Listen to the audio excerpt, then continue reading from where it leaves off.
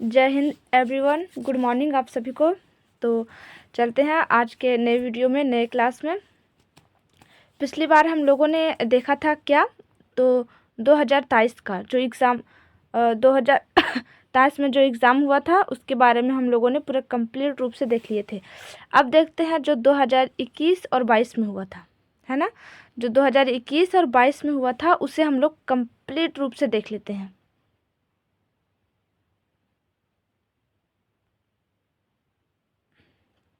तो चलते हैं क्लास की ओर।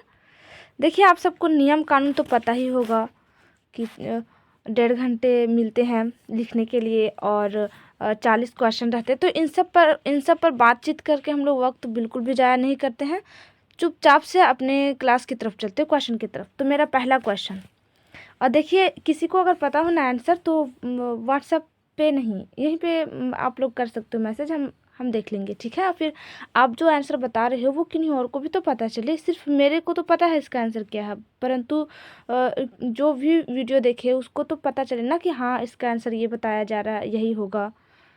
तो इसलिए कमेंट में ही कर दीजिएगा, ठीक है। खैर कोई बात नहीं है। चलिए, तो क्वेश्चन नंबर 1। लेकिन देखिए, अब एग्ज़ाम करीब आ गया तो इसका मतलब क्या है, तो थोड़ी सी कुछ वर्ड हम बोलना चाहते हैं आप सब के लिए, सुनिएगा, ओके। थोड़ा अच्छा लगेगा क्योंकि अभी एग्ज़ाम का माहौल है ना, पूरा प्रेशर एकदम, पूछो ही मत। तो स्टार्ट करते हैं कि वो वक्त गुज़र गया जब तेरी हसरत थी हमें। वो वक्त गुज़र गया जब तेरी हसरत थी हमें, अब तू खुदा भी बन जाना तो भी हम सजदा नहीं करेंगे। खैर चलते हैं क्लास की तरफ, है ना। आप सबके साथ मैं लाइव क्लास नहीं कर पा रही हूँ, आप सबकी आवाज़ें नहीं आ रही हैं, आप सब जो चैट करते थे, कमेंट करते थे, वो नहीं हो पा रहा ना। तो एक थोड़ा सा फीलिंग्स आया, वो मैं आप सबके साथ शेयर करना चाहती हूँ। किस तन्हाई में वो वक्त गुज़र गया पता ही ना चला। किस तन्हाई में वो वक्त गुज़र गया पता ही ना चला। तुम्हारी याद ना आए वो तन्हाई किस काम की। तो खैर आप सब एग्ज़ाम लिखिए, फिर हम लोग आएंगे। तो चलते हैं पहले क्वेश्चन की तरफ। तो मेरा क्वेश्चन नंबर 1, निम्नलिखित में से विश्व की प्राचीनतम सभ्यता कौन सी है। ओ माय गॉड, कौन नहीं जानता है इसका जवाब एकदम बढ़िया तरीका से। तो जानते हो तो बता दो। ए मिस्र, बी चीन, सी सिंधु घाटी, डी मेसोपोटामिया। अगर हम लोग सब एक साथ होकर के फेस टू फेस पढ़ते ना तो मेरे को तो अब तक आंसर आ गया हुआ रहता। तो इसका सही आंसर होगा डी, है ना। अब अगले क्वेश्चन की तरफ चलते हैं। मेसोपोटामिया की आरंभिक सभ्यता कौन सी थी। ओ माय गॉड, ये तो कल ही हम लोग किए थे ना, सुमेर सभ्यता। अगर आप सबको पता है तो फटाक से बता दीजिए, ठीक है। सुमेर सभ्यता, बेबीलोन सभ्यता, असीरिया सभ्यता, या फिर इनमें से कोई नहीं। तो देखिए, मेसोपोटामिया की आरंभिक सभ्यता कौन सी थी, तो सुमेर हम लोग जानते हैं ना। चलिए आगे की ओर आते हैं। मेसोपोटामिया की सभ्यता किस नदी के किनारे विकसित हुई। मेसोपोटामिया की सभ्यता किस नदी के किनारे विकसित हुई। यहाँ पे कंफ्यूजन वाली बात है, एकदम गौर से सुनिएगा, ठीक है। ए दजला, बी फरात, सी नील, डी इनमें से कोई नहीं। जबकि मेसोपोटामिया की सभ्यता दजला और फरात नदी के पास है। सी में रहता कि ए और बी दोनों, तो हम मार सकते थे। नील नदी के किनारे तो मिस्र की सभ्यता है, हम लोग जानते हैं ना, जहाँ पे पायरस की पत्ता पाया जाता है, उसमें लिखा जाता था पांडुलिपि। तो ये कंफ्यूज नहीं होइएगा। अब देखिए, दजला और फरात दिया, या तो आप बी में मारे तब भी गलत होगा, ए में मारे तब भी गलत होगा। तो देखिए, अगर दोनों एक ही साथ दिया रहता ना तो हम मार सकते थे, परंतु हमें डी में ऑप्शन दिया गया है, ठीक है। डी में ऑप्शन दिया गया कि इनमें से कोई नहीं है, तो सब, लेकिन सब अलग अलग ऑप्शन में है। इसलिए इसका सही आंसर क्या होगा, इसका सही आंसर क्या होगा, तो डी। आप सबको पता है तो फटाफट बताते चलिएगा, ठीक है। कब मैं आप सबके साथ लाइव आ पाऊंगी। तो क्वेश्चन नंबर 4, बेबीलोन नगर का प्रमुख देवता कौन था। बेबीलोन नगर का प्रमुख देवता कौन था। ए मार्दुक, बी एनलिंग, सी लिनियर और डी सूर्य। इन लोगों का ना पूछो ही मत, अजीब अजीब सा नाम मिलता है। तो इसका आंसर सबको पता है, फिर भी मैं बता देती हूँ, है ना, ए मार्दुक। और अगला क्वेश्चन, मेसोपोटामिया की लिपि क्या थी। मेसोपोटामिया की लिपि क्या थी? तो हम आप सबको बताए हैं, यहाँ मैं समझा करके छोड़ दूंगी। जिन्हें समझ में आ गया वो हमें कमेंट बॉक्स में बताएंगे। ओके, तो चलिए, मेसोपोटामिया की लिपि क्या थी? ए चित्र लिपि, बी किलाक्षर लिपि, सी ए और बी दोनों, डी इनमें से कोई नहीं। ऐसे क्वेश्चंस मैंने बहुत करवाए हैं आप सबको। क्लास लेने के बाद, पूरा थ्योरी ख़त्म करने के बाद, उसके बाद जब दिया जाता था आपको 40-50 क्वेश्चन, उसमें हमने ऐसा ऐसा दिया है, बहुत सारा दिया है, और आप सबने सही भी मारा है। तो आशा करती हूँ ये समझ में आ गया होगा। क्वेश्चन नंबर 5 का आंसर, मेसोपोटामिया की लिपि क्या थी? चित्र लिपि थी, किलाक्षर लिपि थी, या फिर ए और बी दोनों था, या फिर डी में से कोई नहीं? तो इसका सही आंसर क्या होगा आप सब हमें कमेंट बॉक्स में बताएंगे। ओके, चलिए, तो अगला क्वेश्चन, क्योंकि वो आसान है इसलिए मैं नहीं बताई, एकदम सिंपल है। ठीक है, मैं वेट करूंगी, उसके बाद आप सबको कमेंट में ही मैं बता दूंगी। ठीक है, चलिए अगला क्वेश्चन, क्वेश्चन नंबर 6, मेसोपोटामिया में युद्ध एवं प्रेम की देवी को क्या कहा जाता है? मेसोपोटामिया में युद्ध एवं प्रेम की देवी को क्या कहा जाता है? पता है तो फटाक से में बताया जाए। ए अबाऊ, बी एस्तरे, सी इन्निनी और डी शिव। आ गई बात समझ में? इसकी सही आंसर, तो इसका सही आंसर क्या होगा? मेसोपोटामिया में युद्ध एवं प्रेम की देवी को क्या कहा जाता है? ए अबाऊ, बी एस्तरे, सी इन्निनी और डी शिव। बता दीजिए। देखिए, इसका सही आंसर सी होगा, इन्निनी। चलिए, अब अगला क्वेश्चन की तरफ चलते हैं, लेकिन अगला क्वेश्चन की तरफ जाने से पहले मैं आप सबको बता देना चाहती हूँ, ये आंसर शायद आप सबको पता है, लेकिन वो जो आप सब, हम सब जब लाइव रहते ना, तो पता चल पाता है और अच्छा भी लगता है, अच्छा फील भी होता है। बट मैं क्या करूँ, मेरे में वो 50 सब्सक्राइबर नहीं हुए, जिसकी वजह से मैं आप सबके साथ लाइव नहीं आ सकते। तो मैं आप सबसे ये कहना चाहती हूँ, रिक्वेस्ट करती हूँ कि यह वीडियो जिस तक पहुँचे वो एक बार सब्सक्राइब कर ले। इसलिए नहीं कि मेरे को इनकम हो या और कुछ हो, नहीं, मैं आप सबके साथ लाइव आ पाऊँ, मैं आप सबके साथ पढ़ पाऊँ। ये रूम में अकेले बैठ कर के अकेले बोलना और वीडियो बनाना अच्छा है, बट वो जो रहता है ना, एकदम फेस टू फेस सामने आप सबसे बात कर पाना और फिर समझाना, फिर पढ़ना पढ़ाना, तो ये फीलिंग्स बहुत अच्छा लगता है। इसलिए मैं आप सबसे थोड़ा रिक्वेस्ट करती हूँ कि प्लीज़ सब्सक्राइब कर ले, इतना कि 50 हो जाए, मैं लाइव आ सकूँ बस। ठीक है, फिलहाल फिर आपकी मर्जी, आप सबकी। तो आते हैं क्वेश्चन नंबर 7 में, अशुरबनिपाल कहाँ के शासक थे? अशुरबनिपाल कहाँ के शासक थे? ए असीरिया, बी क्रिट, सी रूस, डी चीन। कहाँ के थे? किन्हीं को पता है? किन्हीं को पता है तो हमें फट से बताया जाए। अरे कितना आसान सवाल है। अ से अशुरबनिपाल और अ से असीरिया। इसका सही आंसर ए, अ से अशुरबनिपाल, अ से असीरिया। देखिए, जो नहीं कर पाए ना क्लास, उसके लिए भी एकदम सुविधा है, रट लो। अ से अशुरबनिपाल, अ से असीरिया, सिंपल। अगला क्वेश्चन, क्वेश्चन नंबर 8। ठीक है, क्वेश्चन नंबर 8, आखिर यहाँ पे क्या बताया जा रहा है? तो क्वेश्चन नंबर 8 में है, मेसोपोटामिया के उर देवता किससे संबंधित थे? सूर्य, चंद्र, जल, पवन। ए में है सूर्य, बी में है चंद्र, सी में है जल और डी में है पवन। ठीक है, तो इसका सही आंसर क्या होगा आप सबको पता है? आप सबको क्या इसका सही आंसर पता है? तो हमें कमेंट बॉक्स में बताएं। मेसोपोटामिया के उर देवता किससे संबंधित है? ये हम आप सबको करवाए हैं, क्यों करवाए हैं ना? तो इसका आंसर हमें चाहिए, मतलब चाहिए। ठीक है, चलिए, तो अगले क्वेश्चन की तरफ चलते हैं। 9th, गिलगामेश महाकाव्य का संबंध किससे है? गिलगामेश महाकाव्य का संबंध किससे है? कोई बात पूछने वाली, देखते हैं भाई किससे संबंध है। ए मिस्र, बी मेसोपोटामिया, सी ईरान और डी यूनान। चलिए बता दीजिए इसका आंसर। गिलगामेश महाकाव्य क्या था? गिलगामेश महाकाव्य, ये भी ध्यान में रख लेना। ठीक है, तो मेसोपोटामिया, इसका सही आंसर क्या होगा? गिलगामेश महाकाव्य मेसोपोटामिया से संबंधित है। ठीक है, कहाँ से है? मेसोपोटामिया। लेकिन एक बार, इसका सही आंसर क्या होगा? मेसोपोटामिया। चलिए अगले क्वेश्चन की तरफ चलते हैं। जुगुरत का संबंध निम्नलिखित में से किससे था? किससे था? जुगुरत, आप सबको पता होगा। जुगुरत का संबंध निम्नलिखित में से किससे था? ए मंदिर, बी मस्जिद, सी चर्च, डी इनमें से कोई नहीं। इसका सही आंसर क्या है, क्या आप सब हमें बता सकते हो? चलिए, तो इसका सही आंसर क्या होगा? क्वेश्चन नंबर 10 का, जीबूरत का संबंध निम्नलिखित में से किससे था? तो हम सब जानते हैं इसका किससे था, मस्जिद से था। सॉरी, मस्जिद से नहीं, मंदिर से था। ठीक है, इसका सही आंसर क्या होगा? ए, मंदिर। ठीक है, अगला क्वेश्चन, क्वेश्चन नंबर 11, कौन सा साम्राज्य 3 महाद्वीपों एशिया, अफ्रीका और यूरोप तक विस्तृत था? लो, पूछने वाली बात है ये। रोमन साम्राज्य, ईरान साम्राज्य, ए और बी दोनों, और इनमें से कोई नहीं।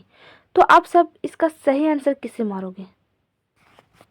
किसे मारोगे? देखिए क्या बोल रहा है, रोमन साम्राज्य और ईरानी साम्राज्य, और ए और बी दोनों, डी इनमें से कोई नहीं। कंफ्यूज करने के लिए इसका सही आंसर होगा ए, रोमन एम्पायर फैला हुआ 3 महाद्वीपों में।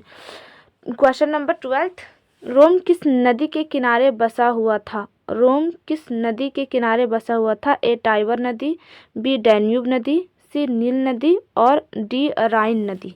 तो आप सब बता सकते हो इसका सही आंसर क्या होगा? सही आंसर क्या होगा? तो इसका सही आंसर क्या होगा? सही आंसर ए, टाइबर नदी। ठीक है, अगला क्वेश्चन चलते हैं। क्वेश्चन नंबर 13, रोम की आरंभिक निवासी किस प्रजाति के थे? रोम की आरंभिक निवासी किस प्रजाति के थे? ए, एकियन, ये तो हो ही नहीं सकते, बी, डोरियन, ये भी नहीं, डी, एट्यूस्कन, ये भी नहीं हो सकता, तो लैटिन्स। ठीक है, दिमाग भी लगाइएगा, ठीक, थोड़ा बहुत। तो इसका सही आंसर क्या होगा? जो क्लास नहीं किए हैं, जिसको आंसर नहीं पता, वो क्या करे, तो थोड़ा दिमाग का इस्तेमाल किया जाए। ओके, तो इसका सही आंसर क्या होगा? सी, लैटिन, लैटिन्स। ठीक है, अगला क्वेश्चन, अगला क्वेश्चन क्या है? तो रोम का पहला सम्राट, क्वेश्चन नंबर 14, रोम का पहला सम्राट कौन बना? Julius Caesar. कौन नहीं जानता? अरे भाई, कौन नहीं जानता? Julius Caesar, B, Augustus Caesar, C, Tiberius और डी, ऑरिलियस। तो इसका सही आंसर क्या होगा? आप सबको पता होगा, ऑप्शन नंबर बी, अगस्टस, है ना, इसका अगस्टस। चलिए आगे बढ़ते हैं।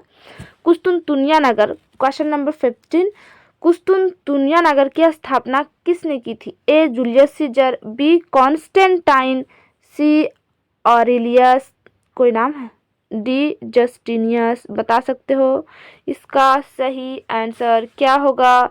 तो ऑप्शन नंबर बी, कॉन्स्टेंटाइन। अगले क्वेश्चन की तरफ चलते हैं। रोम साम्राज्य का प्रसिद्ध चिकित्सक था।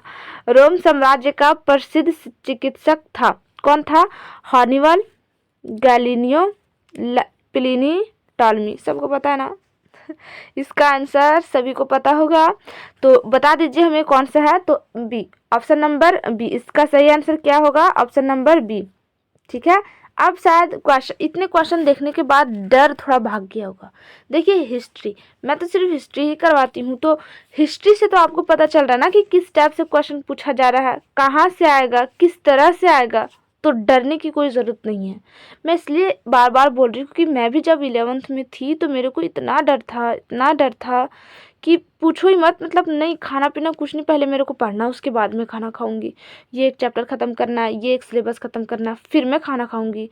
अजीब सा फीलिंग्स था यार कोई, और उस वक्त कोई मेरे को समझाने वाला भी नहीं था, कोई सपोर्ट भी नहीं कि हाँ भाई नहीं, इतना नहीं डरना चाहिए, इस टाइप से नहीं होना चाहिए।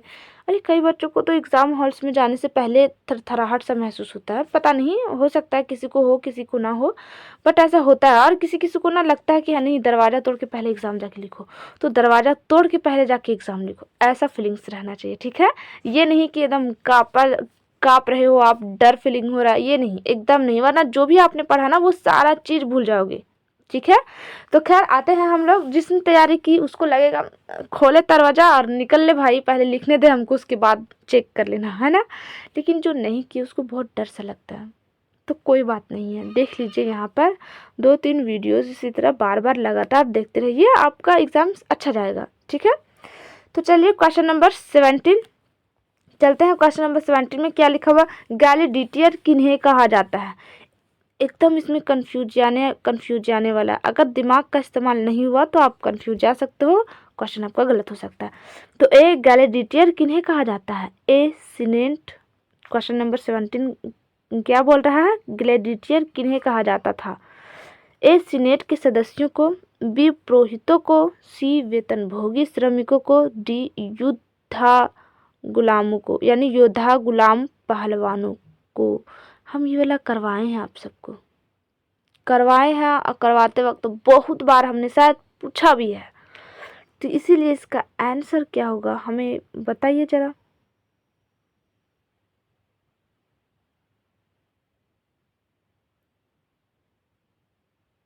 क्या होगा? तो ऑप्शन डी, योद्धा गुलाम पहलवानों को। ये लोग मनोरंजन अखाड़े में उतर करके और लड़ा करते थे, ये हम दिखाए थे और वो भी दिखाए थे कि कहाँ किस तरह मैदान रहता है, उसका एरिया वाइज कैसा रहता है, सब फोटो वगैरह हम दिखलाए थे आप सबको। चलिए तो क्वेश्चन नंबर 18, रोम साम्राज्य की मुख्य भाषा क्या थी? लैटिन, हिब्रू, अंग्रेजी, रोमन। ये भी आप सबको पता होगा।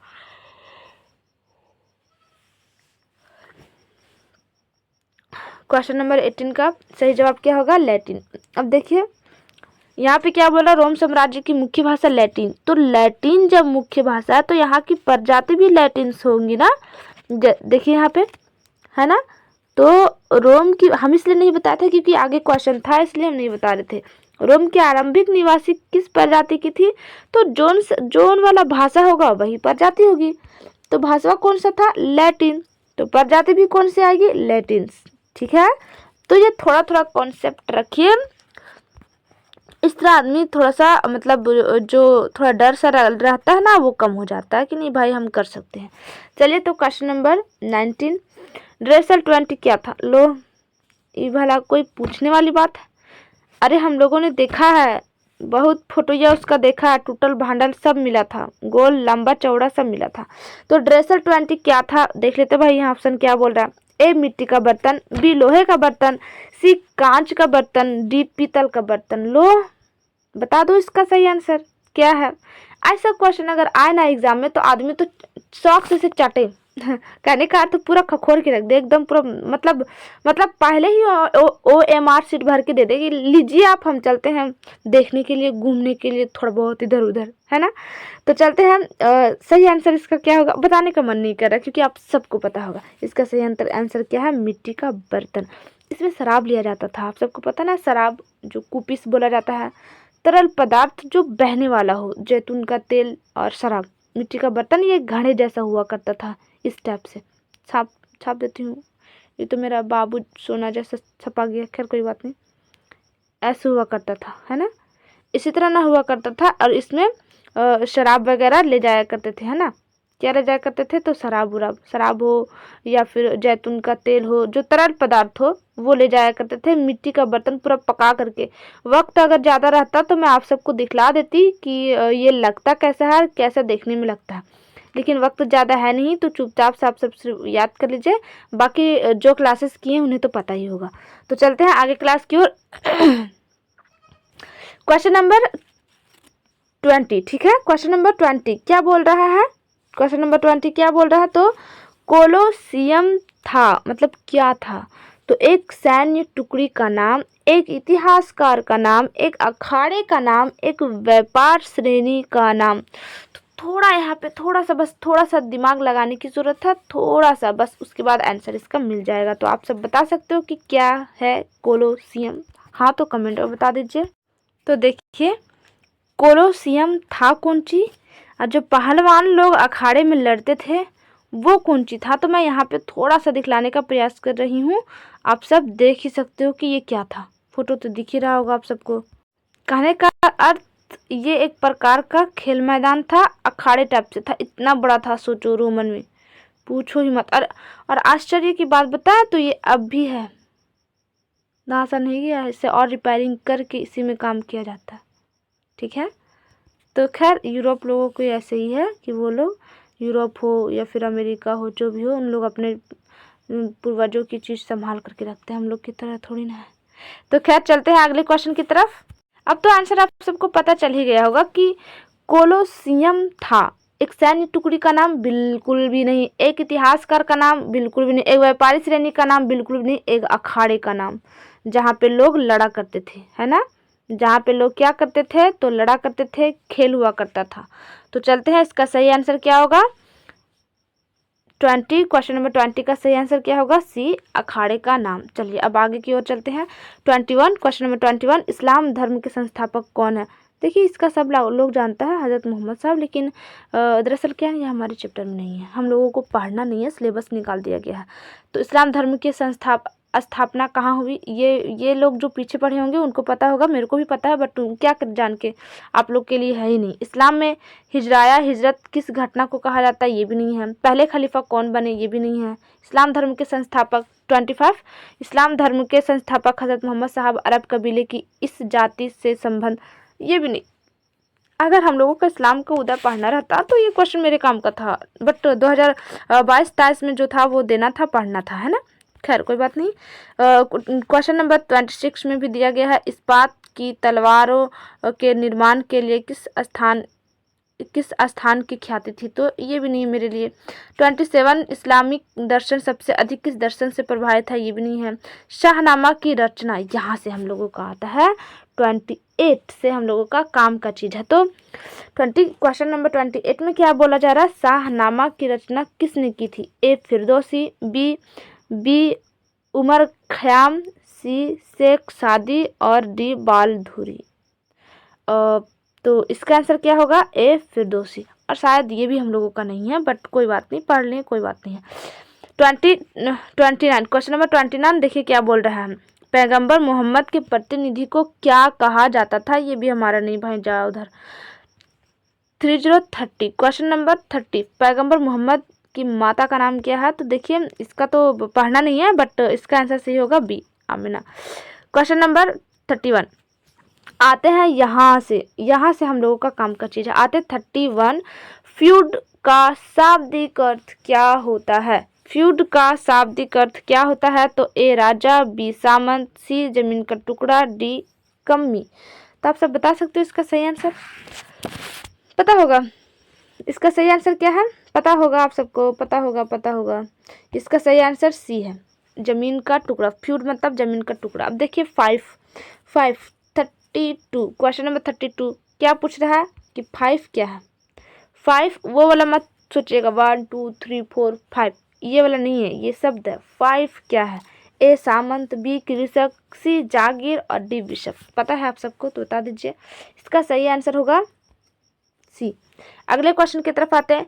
सर्फ किसे कहा जाता है? सर्फ, कपड़ा धोने वाला सर्फ नहीं, ये सर्फ पूछ रहा है। सर्फ किसे कहते हैं? क्वेश्चन नंबर 33 क्या बोल रहा है? सर्फ किसे कहते हैं? ए, जागीर, बी, पोप, सी, भूदान और डी, दुर्ग। बता सकते हो इसका सही आंसर क्या होगा? बता सकते हो? 33 का सही आंसर सी, भुगतान। ठीक है, भूदान, सॉरी भुगतान नहीं, भूदान। चलिए तो अगले क्वेश्चन की तरफ आते हैं। अगला क्वेश्चन हमारा क्या कह रहा है? 34 क्वेश्चन क्या कह रहा है? तो सामंती समाज नामक पुस्तक के लेखक कौन थे? ए, कार्ल मार्कस, बी, एंजेलिस, सी, लेनिन और डी, मार्क ब्लॉक। तो आप सबको क्या इसका आंसर पता है? तुम्हें बताएं। तो 34 का सही आंसर पता चला आप सबको? इसका सही आंसर क्या होगा? सही आंसर तो डी, मार्क ब्लॉक। इसका सही आंसर डी, मार्क ब्लॉक। आगे आते हैं 35 की तरफ। क्वेश्चन नंबर 35 क्या बोल रहा है? सामंतवाद की छोटी इकाई क्या थी? सामंतवाद की छोटी इकाई क्या थी? ए, ड्यूक, बी, नाइट, सी, राजा। इनमें से कोई नहीं। चलिए बता सकते हो इसका सही आंसर? बता सकते हो 35 का सही आंसर? हमें तो मन नहीं करा बताने का, पर इसका सही आंसर बता ही देते क्योंकि ये कंफ्यूजन वाली है। तो देखिए ना ड्यूक, ना नाइट है और ना ही राजा, डी। यहाँ पे कुछ है ही नहीं, इसीलिए जो आंसर हम लोगों को चाहिए वो ऑप्शन में दिया ही नहीं है।